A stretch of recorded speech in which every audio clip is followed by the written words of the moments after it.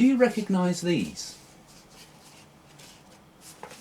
These are what they call the Zener cards. Now each of these cards was used to test ESP. They were invented by a man called Carl Zener, who was working in collaboration with the first of the father, they called him, of parapsychology, Joseph Banks Rhine. Now he thought, how can we test psychic abilities? How can we tell if a person is psychic or not? Is there some scientific way to test it? And what he decided to do was to use statistics. Basically, if people could guess cards, say one was looking at the cards in one room and another person was trying to pick up what cards the other person was looking at in another location, maybe next to him or another place far away, if they got more hits than is statistically expected, then there could be something going on. It could be evidence for telepathy in this case.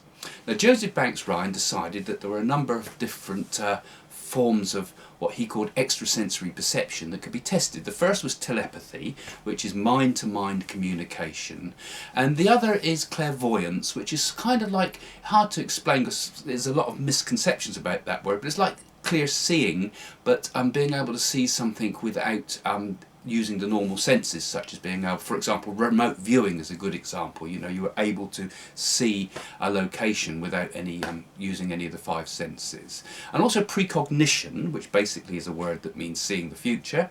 And he added another one later on, which was psychokinesis, which is things like the mind over matter, bending spoons and things would be an example of that. So they invented this system to try to understand if psychic things are going on. But one of the things that has happened more in more recent research is that they've been thinking about, you know, what type of personality of a person is likely to be psychic. And they started to look into this and found, for example, that people who are quite extrovert, you know, outgoing people, I'm a bit like that myself, so, and I've noticed other psychics are like that. They're very sort of quite gregarious people, and you know, they're not always going to be sort of timid and quiet. They're go-get-it sort of people, funnily enough. Those sort of people are often found to have more psychic abilities than those that are very withdrawn. You know, and similarly they found also that people that tend to be a bit artistic can also be very psychic sometimes.